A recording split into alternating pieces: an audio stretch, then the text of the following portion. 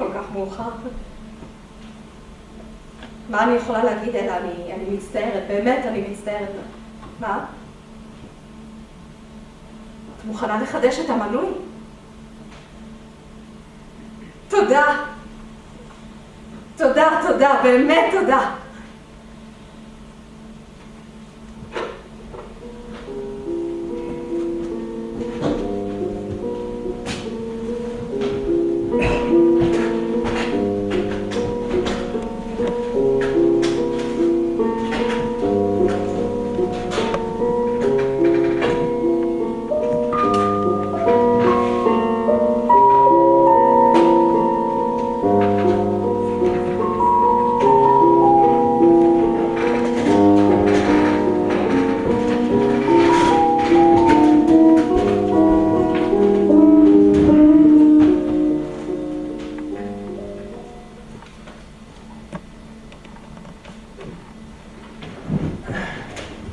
לאן אתה הולך? אני רוצה לעשן. אתה מעשן יותר מדי. קופסה ביום, כל קופסה 15 סנט. כמה זה יוצא לחודש? כמה זה 30 כפול 15 טוב? תעשה חשבון כי אני מופתע לגלות כמה היית יכול לחסוך. זה יכול להספיק לקורס ערב בהנהלת חשבונות באוניברסיטה. תחשוב כמה נפלא זה יכול להיות. אני מעדיף לעשן. אני יודעת. זה מה שכל כך נורא.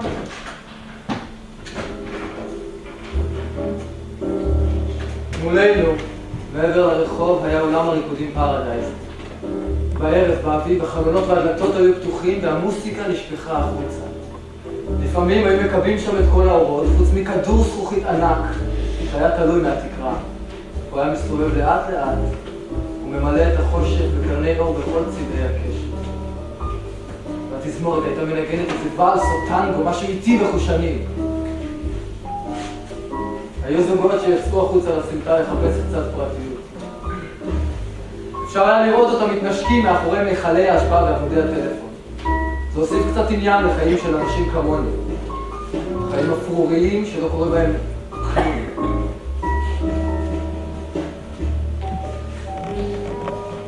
אבל באותה שנה משהו כן עומד להשתנות. משהו חיכה לכל הצעירים האלה מעבר לפינה. עננים שחורים נאספו מעל שמי אירופה. בספרד כבר הייתה גרניקה. רק אצלנו מוזיקה טובה ואלכוהול, למות ריקודים, ברים וקולנוע, ותאוות בשרים שבערה באפלה כמו אותו כדור זכוכית, והציפה את העולם ברסיסי אשליות. טוב? כן, אמא. העולם חיכה לרעידת אדמה.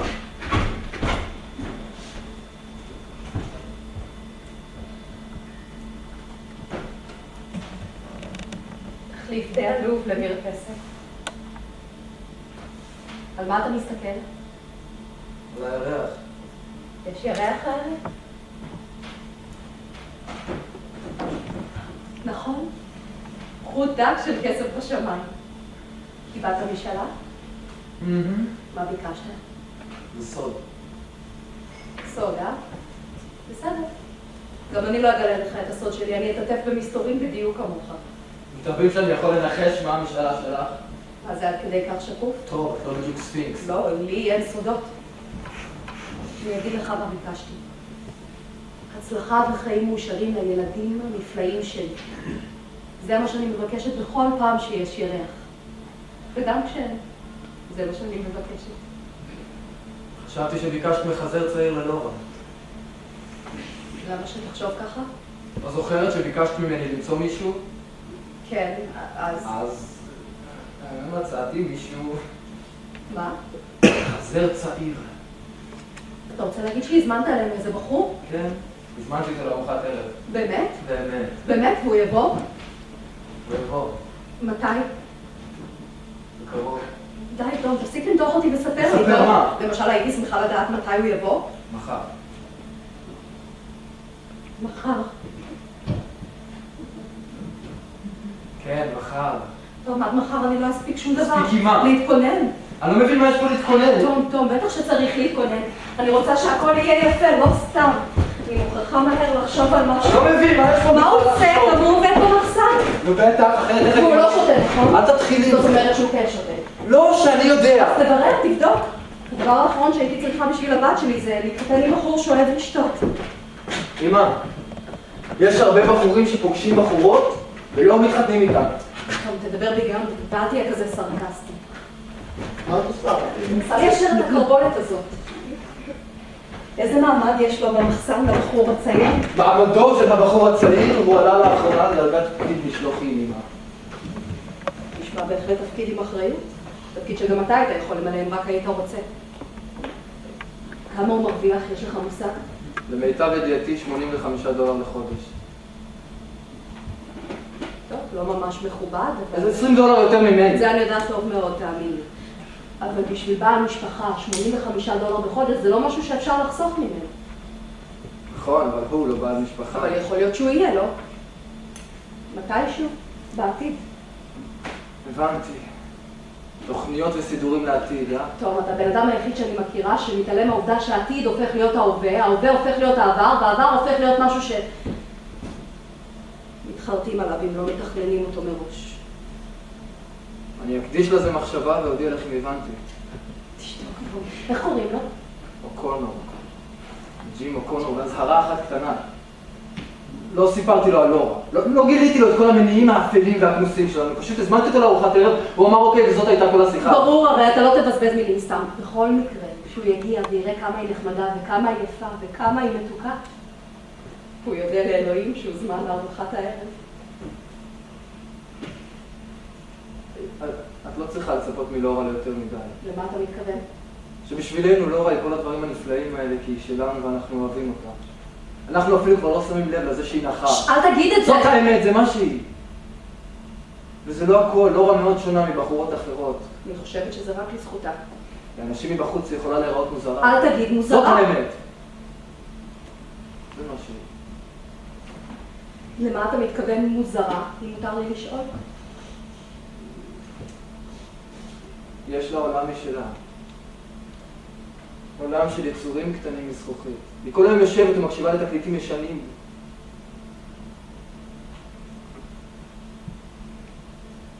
בעצם זה הכל. לאן אתה הולך?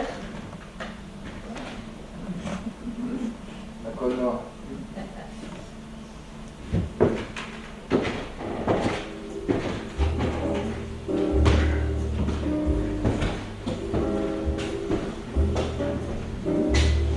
למחרת הבאתי את ג'ים הביתה לארוחת ערב. הכרתי אותו קצת מהתיכון, אז הוא היה הגיבור של בית הספר. הוא היה האדם היחיד בעבודה שהיה מיודד איתי. מבחינתו הייתי חשוב משום שהייתי היחיד במחסן שזכר אותו מימי הזוהר שלו בתיכון. הוא ידע על המנהג הסודי שלי להסתגר בשירותים ולעבוד שם על השירים שלי. קרא לי שייקספיר. ולמרות שכולם בעבודה התייחסו אליי בחשדנות עוינת, ג'ים דווקא היה נחמד אליי. לאט לאט היחס שלו התחיל להשפיע על האחרים והם התחילו לחייך אליי כמו שמחייכים לאיזה כלבלב חצוף.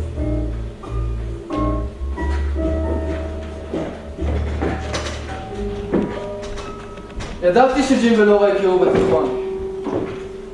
שמעתי את לורה מדברת בהערצה על הקול שלו. לא ידעתי אם ג'ים זוכר אותה.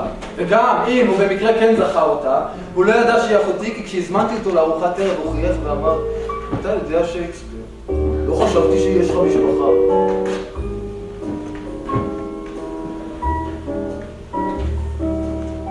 הוא עמד לגלות שיש לי.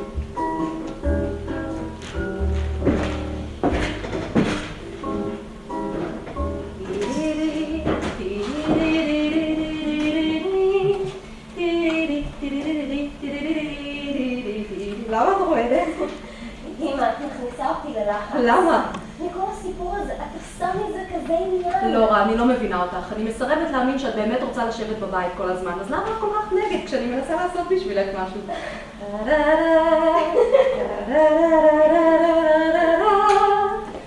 זהו, עכשיו את יכולה להסתכן. רגע, רק רגע, יש לי רעיון. מה עכשיו? אמא, מה את עושה? תיקונים ותוספות קלות. אני לא שמה את זה. כן, כן. למה? כי גם אם לא נעים לי להודות בזה, החזה שלך קצת שטוח.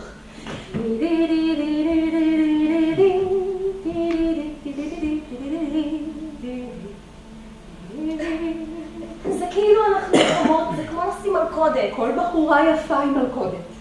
מלכודת יפה. ולזה בדיוק גברים מצפים. עכשיו תסתכלי על עצמך, גברתי הצעירה. ככה את הכי יפה. כדאי שגם אני אלך לשים לעצמי משהו. חכי ותראי, זאת הולכת להיות כניסה מדהימה.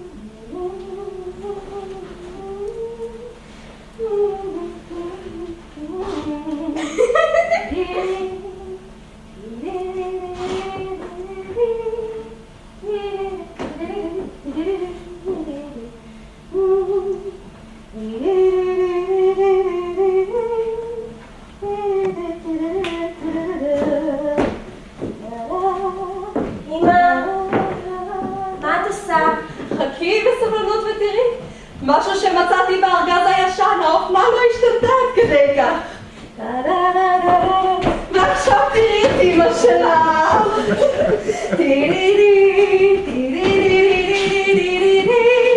את השמלה הזאת לבשתי בנשף הראשון שלי. בזכותה זכיתי פעמיים בתחרות הריקודים בסלסטיל. לבשתי אותה לנשף האביב אצל המושב. את מתארת לעצמך אותי מרחפת ככה לרחבת הריקודים, נורא?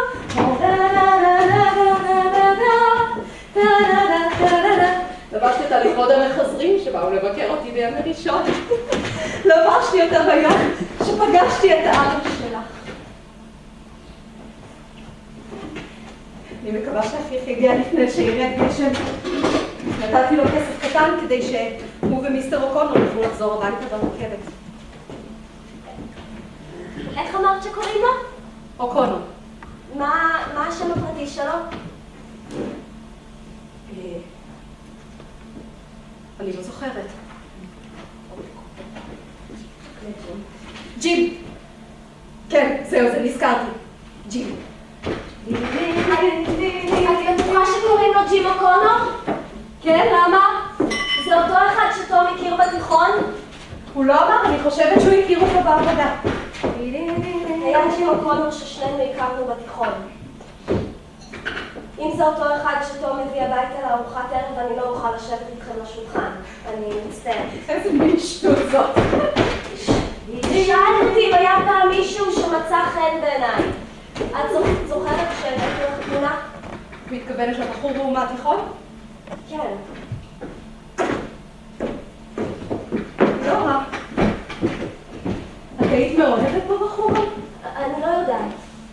אמא, מה שאני יודעת זה שאם זה אותו אחד, אני לא אוכל לשבת איתכם לשולחן. שטויות, זה לא הוא, אין שום סיכוי, אבל גם אם זה כן וגם אם זה לא הוא, את תשבי לשולחן, אני לא אסכים שלך. אני חייבת להסכים, אמא. לא רע. אני לא מתכוונת לסבול את השטויות האלה, השטויות שלך ושל האח שלך, אז את תשבי פה ותנסי להירגע. אחי עכשיו קראת את המפתחות, אז את תצטרכי לפתוח להם את הדלת. לא, אמא, תפתחי את. אני אהיה במטבח, יש לי עבודה. אמא, בבקשה תפתחי את הדלת, אל תכריחי אותי. אני צריכה עוד להכין את הרוטב לדל. שטות, איזה שטות, הכל בגלל בחור צעיר.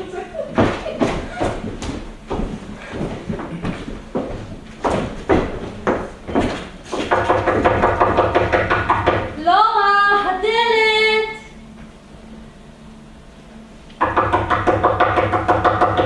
לורה, זה אחיך ומיסטר אוקונור, את מוכנה לפתוח להם? אמא, תפתחי את. אמא, בבקשה. אפשר שקרוב. בבקשה תפתחי את, בבקשה. לורה, אני לא מתכוונת לסבול את השטויות האלה, מצאת לך זמן. אמא! אני לא יכולה, אין לך ברירה. גם אני לא יכולה. למה? אני לא! גם אני חולה, חולה מהשטויות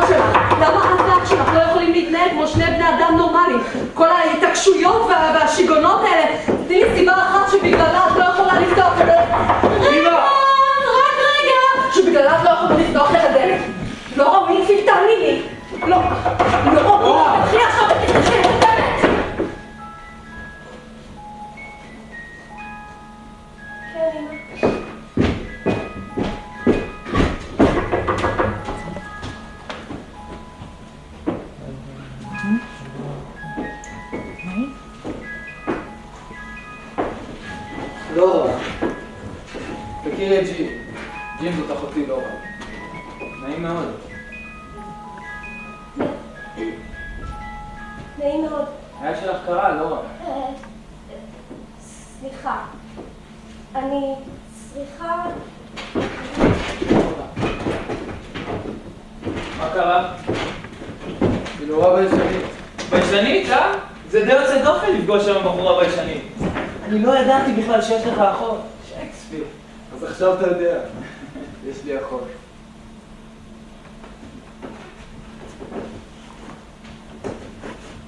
הנה היא טוב, רוצה חלק? את הספורט. תצאי עכשיו החוצה. עוד פעם הרחיקו את דיזי דין. מה אתה אומר? ידעתי כל הערב הזה. לאן אתה הולך? גם אני אמרתי שאת עוד תצאי החוצה. כל הזמן, אני רואה בשביל מה שאני אומרת לך. תגידי. טוב? כן, אמא. זה אתה ומיסטר אוקונור? כן. תשאל את מיסטר אוקונור אם הוא רוצה לרחוץ ידיים. לא, תודה, רחצתי כבר בעבודה. מנדוסה דיבר איתי עליך. מה, דברים טובים? נו, מה אתה חושב? טוב, אתה יודע. יפטרו אותך אם לא תתעורר. אני ערב. לא רואים עליך, תום. עליי לא רואים כלום. מה אתה מדבר? אצלי הכל בפנים. אבל זה לא יישאר ככה עוד הרבה זמן. אני נמצא בדיוק בנקודה שבה העתיד שלי לא כולל בתוכו לא את המחסן ולא את מנדוזה ואפילו לא איזה קורס ערב.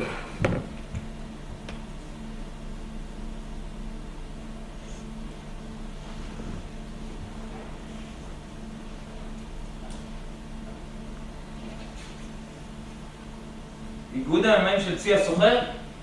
חודש שילמתי מיסי חבר במקום לשלם חשבון חשמל. ינתקו לכם את החשמל, אתה מצטער על זה. אני לא אהיה פה. מה עם אמא שלך? אני כמו אבא שלי. חתיכת חרא. ראית את התמונה שלו? והוא ברח לפני 16 שנים והוא עדיין מחייך. שטויות, אתה רק מדבר. טוב? כן! מה אמא שלך אומרת על זה? אין לך שום מושג על זה. איפה אתם?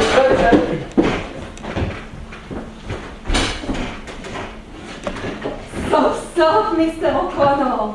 שמעתי עליך כל כך הרבה מהבן שלי עד שאמרתי לו למה שלא תזמין את הבחור המדהים הזה אלינו לארוחת ערב במקום לשמוע אותו מהלל אותך כל הזמן.